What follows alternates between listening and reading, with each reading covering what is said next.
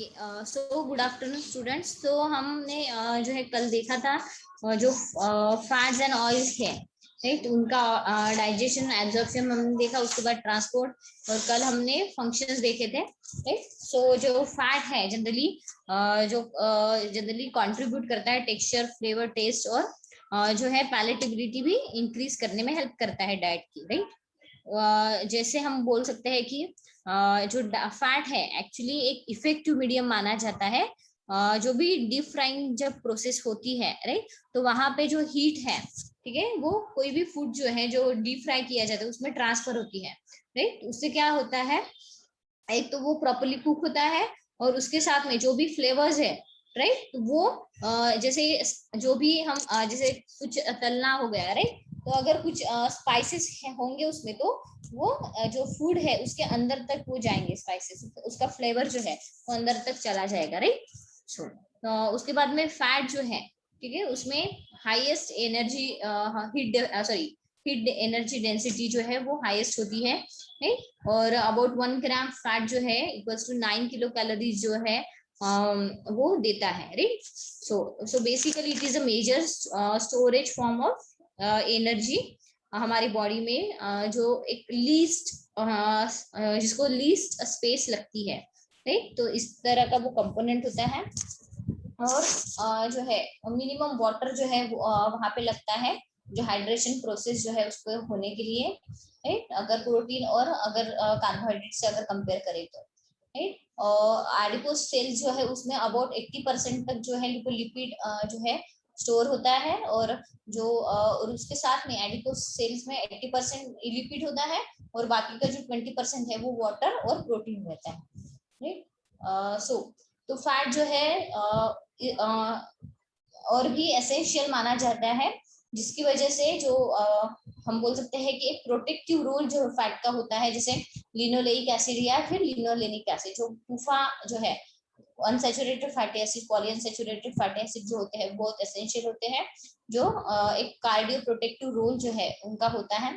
उसके साथ में जो है जो न्यूरोलॉजिकल डिसऑर्डर जो है उनको दूर रखने में भी हेल्प करता है, ठीक है, जो भी न्यूरोलॉजिकल डिफेक्ट्स है उसको दूर रखने में भी हेल्प करता है, राइट। तो इसीलिए हमेशा PUFA मुफा रिच जो है फैट जो है, ठीक है, तो वो वहां पे सजेस्ट किया जाता है, या फिर कॉम्बिनेशन ऑफ ऑयल्स जो है वो वहां पे सजेस्ट किए जाते हैं।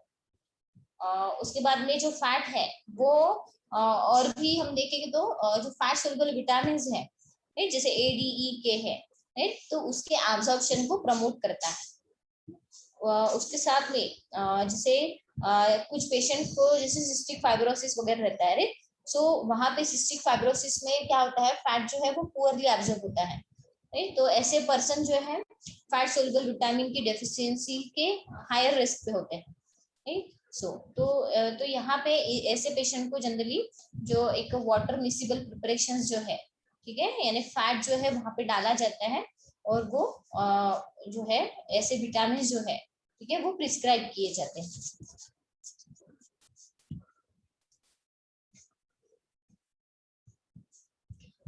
उसके साथ में ऐसे पेशेंट जिनको लैक्सेटिव्स जो है, ठीक है, तो वो दिया जाता है। वो भी फैट सोल्युबल विटामिन की डेफिशिएंसी में जो है एट हाई रिस्क पे होते हैं, राइट। तो ऐसे जो है पेशेंट को मिनरल ऑयल्स जो है, ठीक है, वो दिया जाता है, ठीक है, विद विटामिन, ठीक है, ताकि जो एक्सेसिव हम बोल सकते हैं कि जो भी विटामिन है या फिर जो मिनरल है, ठीक है, तो वो एक्चुअली एक्सक्रीशन के थ्रू जो है वो लॉस होते हैं, स्टूल्स में जनरली लॉस होते हैं, ठीक। तो ऐसे लैक्सेटिव्स का अगर यूज करने पर अगर ऐसे विटामिन जो है वहां पे लॉस हो रहे हैं, ठीक, तो वहां पे ऐसे लैक्सेटिव्स जो है मील टाइमिंग में, ठीक है, तो वो वहां पे सजेस्ट नहीं किए जाते, या फिर लॉन्ग पीरियड के लिए भी सजेस्ट नहीं किए जाते हैं, राइट। अगर पेशेंट जो है वो खुद से ही जो है वो ले रहा है, ठीक है, तो वो प्रॉब्लमेटिक हो सकता है। उसके बाद में जो फैट इंटेक है, ठीक है, वो इंश्योर करता है सैटिस्फैक्टरी वैल्यू, ठीक। सो जो सैटिस्फैक्टरी जो है, जैसे जो भी फीलिंग ऑफ फुलनेस है या फिर सेटिस्फैक्शन है, ठीक है, तो वो वहां पे देता है फैट, राइट। और जो हंगर है उसको डिले करने में हेल्पफुल होता है फैट, राइट। उसके बाद में अगर हम देखें तो जो फैट है, ठीक है, तो अगर उसको प्रोटीन के साथ जो है अगर यूज करें, ठीक है, so one of the main component जो है वो सेल मेम्ब्रेन का वहां पे कहलाता है, ठीक। और कुछ ऐसे बॉडी फ्लूइड्स भी होते हैं कि सेल मेम्ब्रेन के कंपोनेंट्स वहां पे होते हैं, ठीक। और जो लिपोप्रोटीन्स होते हैं, ठीक है, तो वो उनका रोल जो है ट्रांसपोर्टेशन जो है लिपिड्स का ब्लड में, ठीक है, होने के लिए बहुत इंपॉर्टेंट रोल प्ले करते हैं वो लिपोप्रोटीन्स के द्वारा ही लिपिड का जो है ट्रांसपोर्टेशन जो है वो ब्लड में होता है, राइट।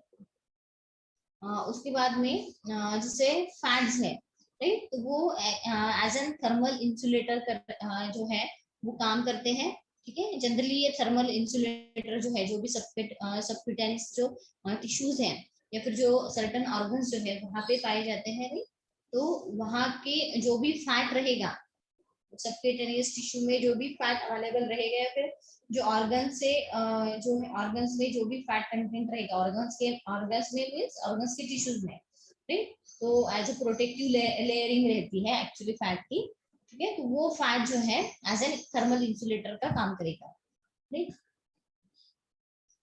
उसके साथ में कुछ लिपिड जो है इलेक्ट्रिकल इंसुलेटर्स की तरह भी काम करते हैं, यानी जो एक हम बोल सकते हैं कि एक जो नर्व्स है, ठीक है, उनके जो भी इम्पल्सेस होते हैं वो रैपिडली भेजने के लिए वो हेल्पफुल होते हैं, राइट।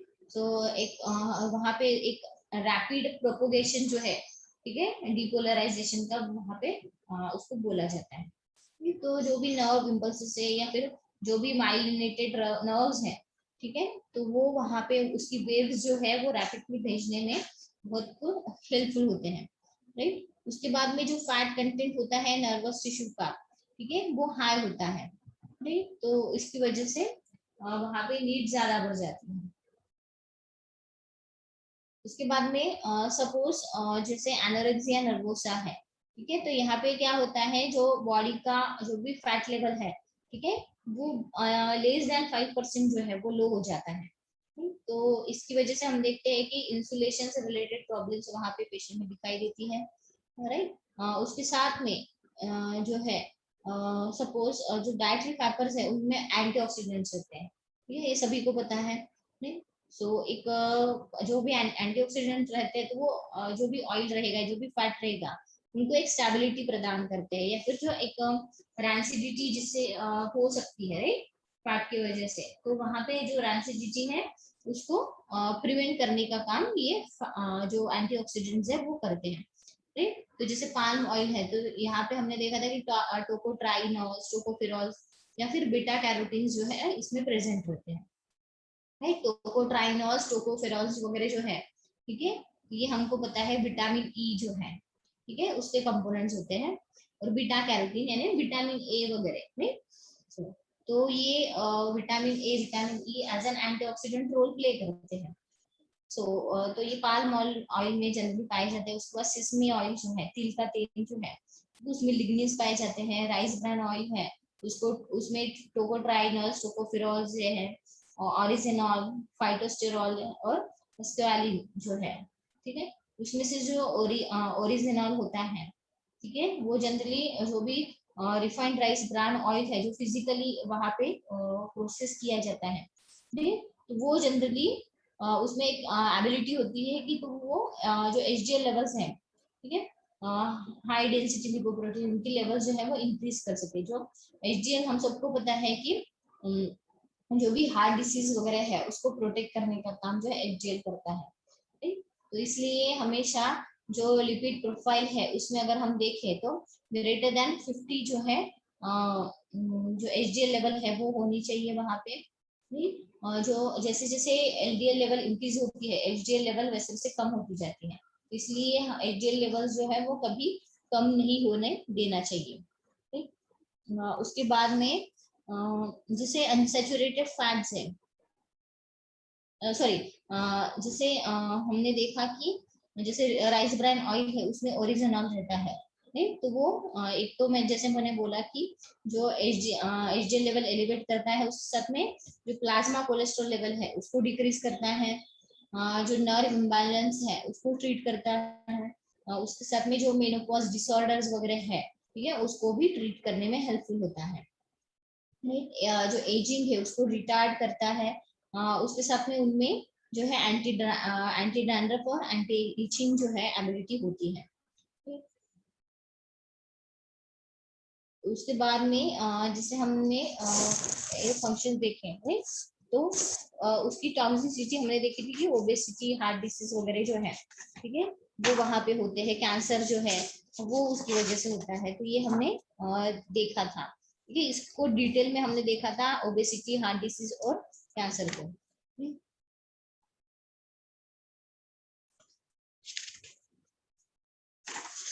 उसके बाद में तो ये हमारा हो चुका है फैट भी। एक जैसे कहाँ पे था, प्रोटीन या किसमें था, वेजिटेरियनिज्म। ये वेजिटेरियनिज्म जो है वो एक टॉपिक हमारा रह गया था। इसमें है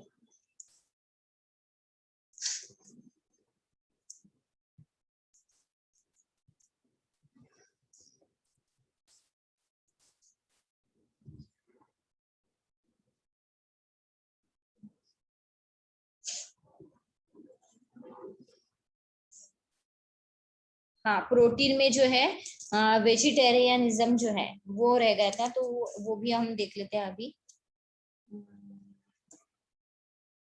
सो बेसिकली वेजिटेरियनिज्म जो है, ठीक है, सो ये एक हम बोल सकते हैं कि जो वर्ड है इसका मीनिंग हम अगर कहें, ठीक है, सो जो भी वेजिटेरियंस है, ठीक है, वो जनरली ऐसे पीपल जो है कोई भी एनिमल प्रोडक्ट या फिर जो एनिमल बाय प्रोडक्ट है, ठीक है, उसको जो है यानी डाइट में नहीं लेते, इनकॉर्पोरेट नहीं करते उसका। ठीक है, so vegetarians are people who do not eat the products or by products of animal slaughter. Right, so जो है उसको वेजिटेरियनिज्म जो है वहां पे कहते हैं। सो बेसिकली जो भी वेजिटेरियनिज्म है, ठीक है, तो वहां पे हम देखते हैं कि एक जो है एब्स्टेनिंग की कंडीशन वहां पे हम देखते हैं। राइट, सो जनरली जो भी वेजिटेरियनिज्म है, ठीक है, तो उसको एक थेरी की तरह माना जाता है। So it is a theory और practice of living solely upon vegetables, fruits, grains, legumes and nuts। यानी ऐसे पर्सन जो है, ठीक है, जो किस थेरी पे बेस्ड रहते हैं, तो जनरली वो डाइट में जो है सिर्फ फ्रूट्स, वेजिटेबल्स, ग्रेन्स और लेग्यूम्स या फिर नट्स, प्लांट बेस्ड जो प्रोडक्ट्स है वही लेना पसंद करते हैं। वहां पे वो एनिमल का कोई भी मीट हो या फिर जो बाय प्रोडक्ट है कोई भी मिल्क भी जो है वो नहीं लेते। ठीक, सो तो जो है वहां पे अगर सपोज वहां पे कुछ मिल्क प्रोडक्ट या फिर एग्स वगैरह अगर ऐड कर लिए, तो वो अनएथिकल माना जाता है उनकी तरफ से, जो भी पीपल वेजिटेरियन होते हैं। ठीक है, या फिर जो है एक हम बोल सकते हैं कि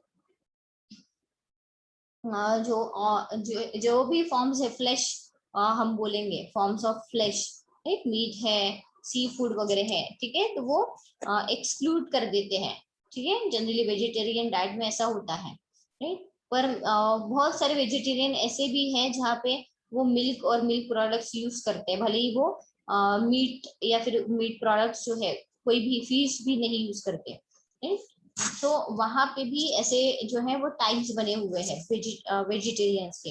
राइट, सो तो एक तो so according to the vegetarian society, vegetarians are people who do not eat the products of by product of animal slaughter. Right, so तो वेजिटेरियन जो है वो क्या क्या कंज्यूम नहीं करते। राइट, तो पहले तो मीट है, ठीक है, जैसे मीट में जैसे हम चिकन, मटन या फिर जैसे बीफ है, पोर्क है, ठीक है, तो वो कंज्यूम नहीं करते। उसके बाद में जैसे पोल्ट्री है, ठीक है, उसमें चिकन, टर्की, डक वगैरह वो नहीं यूज करते। फिश, शेल फिश या फिर कोई भी फिश कंज्यूम नहीं करते। इंसेक्ट्स वगैरह वो भी कंज्यूम नहीं करते। उसके साथ में जो बाय प्रोडक्ट है एनिमल का, जैसे रेनेट है, जिलेटिन है, राइट, या फिर जो भी अदर एनिमल प्रोटीन्स है वो यूज नहीं करते। उसके साथ में जो स्टॉक्स है या फिर फैट्स वगैरह है, राइट, बटर या घी वगैरह वो भी कंज्यूम नहीं करते, right.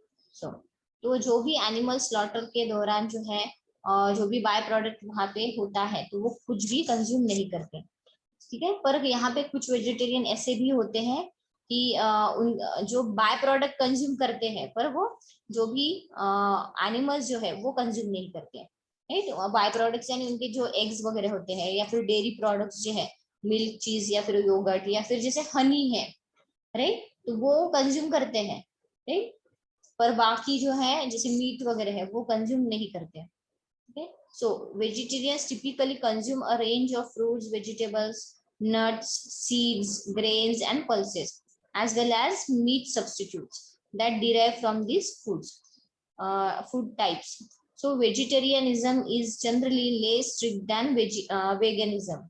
So there are several well-known variations of the vegetarian diet. These include lacto-ovo-vegetarian, right? So lacto ओवो vegetarian means यहाँ पे जो पर्सन होते हैं, ठीक है, तो यानी किस तरह का डाइट फॉलो करते हैं, तो यहाँ पे जनरली जो पीपल है, ठीक है, वो मीट और फिश जो है, ठीक है, वो अवॉइड करते हैं, ठीक है, कोई भी टाइप का मीट या फिर फिश हो वो अवॉइड करते हैं, ठीक है। पर यहाँ पे डेयरी प्रोडक्ट्स और एग्स जो है वो कंज्यूम करते हैं, नहीं, उनको लैक्टो ओवो वेजिटेरियन कहा जाता है, यानी जो भी लैक्टोज है या फिर एग्स वगैरह है तो वो कंज्यूम करते हैं, ठीक। सो लैक्टोज यानी जो लैक्टोज रिच फूड्स होते हैं ना, मिल्क ऑब्वियस है, ठीक। उसके बाद में लैक्टो वेजिटेरियन जो पीपल है, ठीक है, वो मीट, फिश या फिर एग्स जो है वो टोटली अवॉइड करते हैं, ठीक है, पर डेयरी प्रोडक्ट्स कंज्यूम करते हैं, उनको लैक्टो वेजिटेरियन कहा जाता है। उनके बाद में ओवो वेजिटेरियन, ठीक है, यहाँ पे जो पर्सन होते हैं मीट, फिश या फिर डेयरी प्रोडक्ट्स जो है कुछ भी कंज्यूम नहीं करते पर एग्स जरूर करते हैं, उनको ओवो वेजिटेरियन कहा जाता है, ठीक है। उसके बाद में एक और है कैटेगरी पेस्केटेरियन, ठीक है, पेस्केटेरियन उसको बोला जाता है, PESCATARIAN, पेस्केटेरियन। सो तो यहाँ पे जो पर्सन होते हैं, ठीक है, सो जो भी मीट है, ठीक है, उसको इन पर्सन के थ्रू अवॉइड किया जाता है, ठीक है, पर फिश जो है, ठीक है, या फिर जो other types of sea foods है, राइट, तो वो अवॉइड नहीं करते, वो मीट या फिर जो भी हम बोल सकते हैं कि उनका जो भी मिल्क वगैरह है या फिर एग्स वगैरह है वो टोटली अवॉइड करते, पर फिश है और जो अदर सी फूड्स है वो अवॉइड नहीं करते, ठीक है। सो एक यानी हर एक की जो ट्रेडिशनल डेफिनेशन है वेजिटेरियनिज्म की,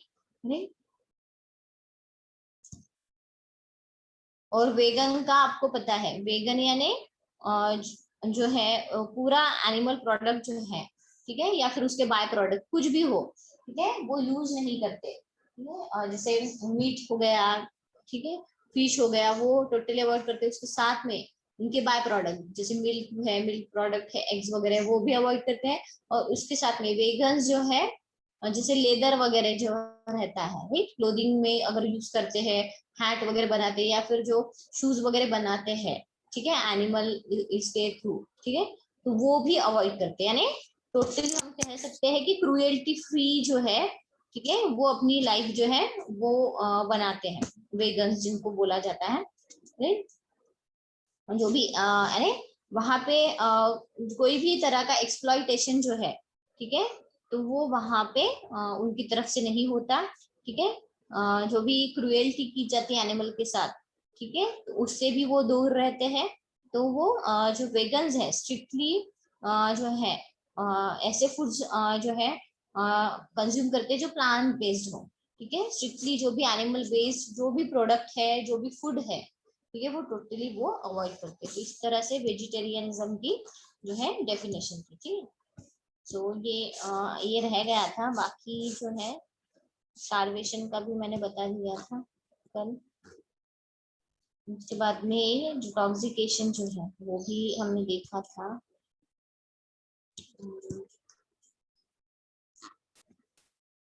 मैंने ये नोट्स जो है पहले यूनिट के पूरे दिए हुए हैं, राइट, पूरा जो forms of energy, measurement of energy, right, SGA, thermogenesis वगैरह पूरा दिया हुआ है। ठीक है, सिर्फ कार्बोहाइड्रेट, प्रोटीन और फैट का रह गया है। तो हम क्या करेंगे अभी, जो हमने फूड माइक्रोबायोलॉजी का टेस्ट लिया था, राइट, तो परसों क्या करेंगे हम, जो फर्स्ट यूनिट है जो मैंने नोट्स प्रोवाइड किए हैं, राइट, तो फर्स्ट यूनिट का पार्ट 1 जो है हम लेंगे। ठीक है, तो यहाँ पे पार्ट 1 में क्या, इनका क्या? हाँ बोलिए ना। मैम एचएन का बोल रहे हैं आप टेस्ट लेने के लिए? हाँ हाँ, एचएन का तो पहला यूनिट के नोट्स दिए हैं मैंने। ठीक है, एचएन का हमारा हो चुका है क्या टेस्ट, नहीं ना, फूड नो मैम, माइक्रोबायोलॉजी। सिर्फ हाँ राइट, माइक्रोबायोलॉजी। हाँ हाँ, तो अभी हम टेस्ट सीरीज शुरू करने वाले हैं, तो मैं जैसे जैसे नोट्स दूंगी, ठीक है, वैसे वैसे हम टेस्ट भी लेते जाएंगे और इसके ऊपर असाइनमेंट भी मैं देते जाऊंगी, राइट। तो पहला यूनिट मैंने एचएन का दिया हुआ है, इसमें से का हाफ पार्ट जो है परसों लेंगे। ठीक है, यानी आज का वेडनेसडे है, थर्सडे, फ्राइडे को हम लेंगे फर्स्ट पार्ट और सैटरडे को सेकंड पार्ट लेंगे। ठीक है, यानी कंटिन्यूअस हमारी पार्ट 1 पार्ट 2 हो जाएगा। नहीं तो पार्ट 1 में जो है एनर्जी बैलेंस ही होगा। ओके, पार्ट 1 में क्या करेंगे हम,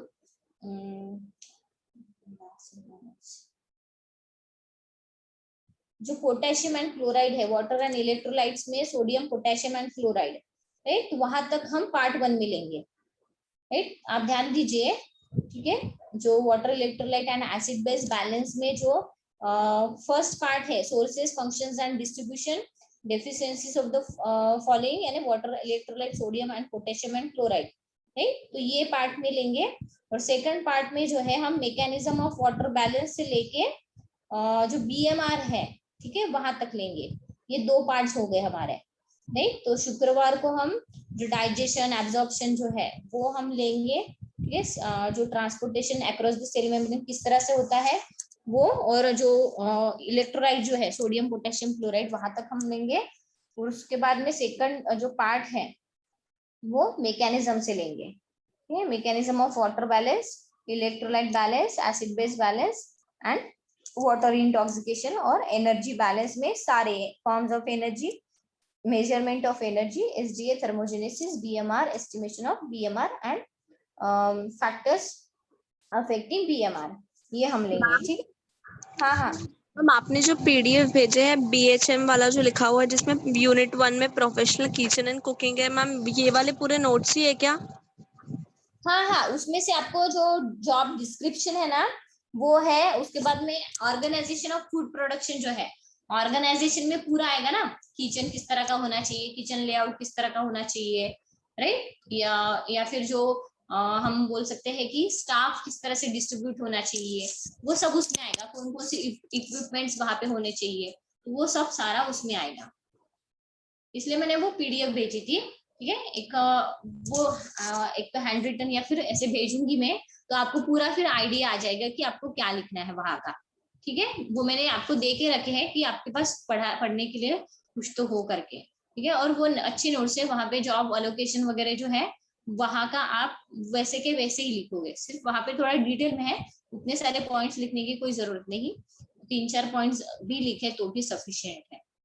वो मैं बताऊंगी आपको, जैसे मैं पहले के नोट्स दूंगी ना तो वो भी बताऊंगी मैं आपको, वो आपके पास रहने दीजिए। ठीक है, और अगर पढ़ सकते हो तो पढ़ोगी। मैम और वो जो पीडीएफ है जिसमें आपने प्रोटीन का दिया हुआ है वो एचएन का ही है ना? हाँ हाँ, ह्यूमन न्यूट्रिशन का, राइट, हाँ, प्रोटीन का पूरा। Okay ma'am. हाँ हाँ, सिर्फ कार्बोहाइड्रेट का रह गया है शायद, है ना, और फैट्स का रह गया है। नहीं नहीं, मैंने कार्बोहाइड्रेट की भी पीडीएफ भेजी थी शायद, है ना, भेजी है। लिपिड्स की नहीं, लिपिड्स या फिर फैट्स की नहीं भेजी है, कार्बोहाइड्रेट और प्रोटीन की भी भेजी है।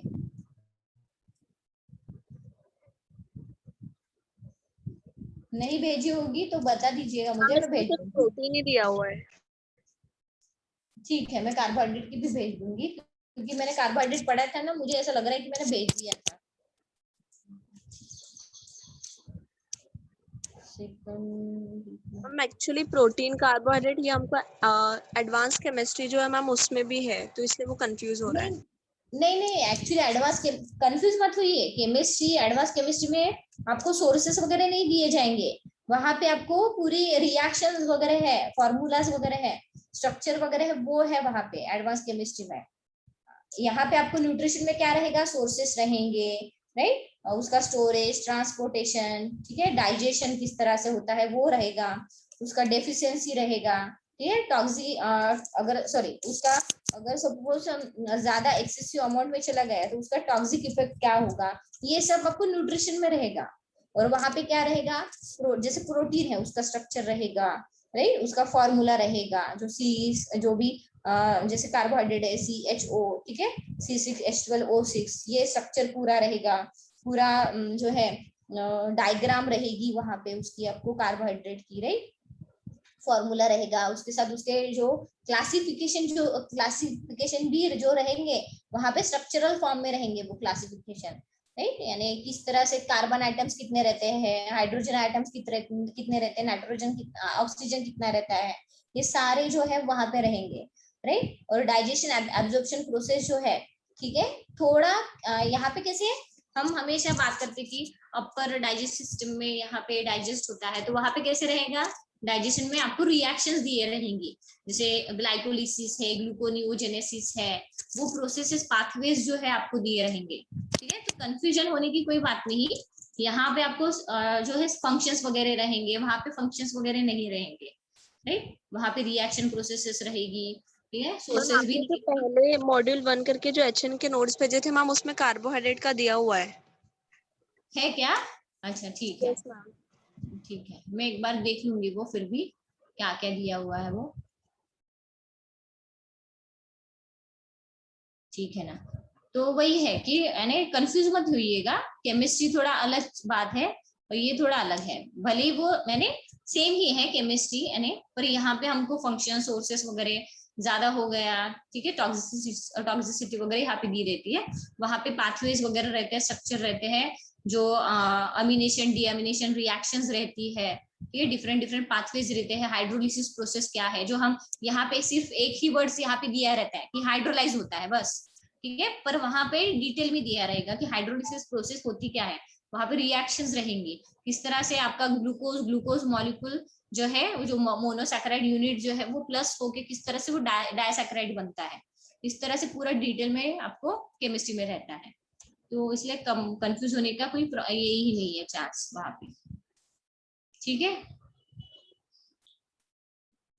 वहां पे केमिस्ट्री की लैंग्वेज यूज की है, यहाँ पे न्यूट्रिशन की लैंग्वेज यूज की है, बस बाकी जो है वो डिफरेंस है वहां पे, इसलिए वो टेक्निकल हम वर्ड्स वहां पे कहेंगे, ठीक है, और ये अपना हमारा जो रेगुलर यूज में हम करते हैं तो वो ऐसी लैंग्वेज है यहाँ पे,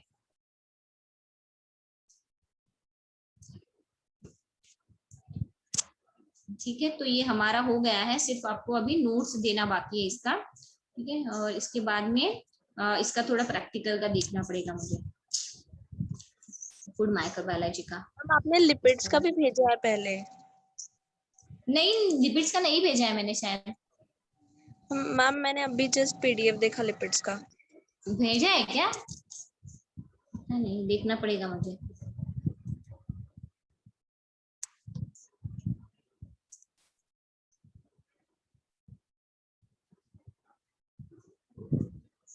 मैम उसमें प्रॉपर्टी स्ट्रक्चर और वो मतलब रेंसिडिटी वगैरह कुछ कुछ दिया हुआ है। नहीं नहीं नहीं, हाँ हाँ वो गलत है, वो मैंने बताया था जब मैं पढ़ा रही थी ना, तभी मुझे याद में आया कि ये नहीं है, वो रेंसिडिटी वगैरह नहीं है, आपको यहाँ पे केमिस्ट्री में है, यहाँ पे नहीं है आपको, वो केमिस्ट्री की फाइल करके रख लीजिए आप, वो भी इम्पोर्टेंट है आपके लिए, और वो नहीं है, वो जो फैट एंड ऑयल्स है उसका अलग भेजूंगी मैं, उसके फंक्शंस वगैरह वो अलग है, सोर्सेस वगैरह दिए हुए होते हैं, ये कौन सी फाइल है, ये प्रोटीन का है। मैम फिर वो लिपिड्स वाले PDF को डिलीट करना है क्या कि नहीं वो उसको? रहने दीजिए ना, आपको काम में आएगा वो केमिस्ट्री के इसमें, वो क्यों डिलीट कर रहे हैं, आपको अगर लग रहा है तो आप रखिए ना, आपकी ओके जो है आपके लिए इम्पोर्टेंट ही वो, ओके मैम।